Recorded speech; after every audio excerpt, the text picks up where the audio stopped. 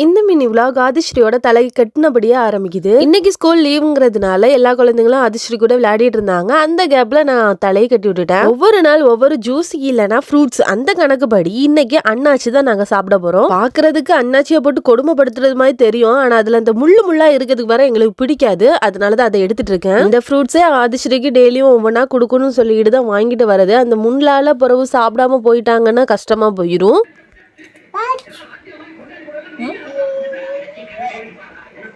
நான் நினைச்சு கூட பார்க்கல அண்ணாச்சியும் ஆதிஸ்ரீக்கு ஃபேவரட் ஆகும்னு சொல்லிக்கிட்டு. இதுல லைட்டா தான் புளிப்பு இருந்துச்சு, மத்தபடி ரொம்பவே ஸ்வீட்டா தான் இருந்து. எல்லாத்தையும் கட் பண்ணி வச்சுட்டு கையோட எல்லாத்தையும் கிளீன் பண்ணியும் விட்டுட்டேன். அதையே மாமனார் மாமியாருக்கும் கொண்டு ஷேர் பண்ணியாச்சு. லாஸ்டா 2-3 பீஸ் இருந்துச்சு. எனக்கு சாட் மசாலா போட்டு சாப்பிடுறது ரொம்பவே பிடிக்கும், ரொம்ப டேஸ்டா இருக்கும். நான் அப்படிதான் சாப்பிடுவேன். நல்லா தான் என்கிட்ட கேட்டு வாங்கி சாப்பிட்டுட்டு இருந்தாங்க. திடீர்னு பல்லுல போயிட்டு மாட்டிக்கிச்சு. நானும் கையை வச்சு எடுத்து பார்த்துட்டு இருந்தேன்னா திடீர்னு பார்த்தா கையை கடிச்சு வச்சுட்டாங்க. எனக்கு உயிரே போனது மாதிரி ஆயிட்டு. அப்புறம் என்ன, அந்த விரலை விட்டுட்டு அடுத்த விரலை வச்சு எப்படியோ அதை எடுத்துட்டேன். ஆனா அந்த விரல் தான் கொஞ்சம் விறுவிறுன்னு வருது. மத்தியானத்துக்கு ரசம் வச்சு சோறும் ஊட்டிக்கிட்டு நிறைய துணி துவைச்சு வச்சிருந்தேன். எல்லாத்தையும் கொண்டு காயப்படணும். தட்டுல கொண்டு போடலாம், இருந்தாலும் அடிக்கிற வெயிலுக்கு நம்ம காஞ்சு போயிரும். டெய்லியும் ஏதாவது ஒரு விஷயம் அதிசயால உடையும்.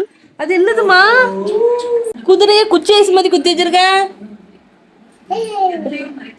நல்லா விளையாடிட்டு இருந்தவங்க திடீர்னு ஒரு சம்பவம் பண்ணி விட்டுட்டாங்கப்பா. கையில இருந்த குதிரை வச்சு ஃபேஸ்ல ஒரு கோடை போட்டு விட்டாச்சு. இதுதான் ஆர்ட். இத பண்ண ஆர்டிஸ்ட் இவங்க தான் அந்த ஆர்டிஸ்ட். சிரிச்ச உடனே அந்த கோபம்லாம் எங்க போகுதுன்னு தெரியல.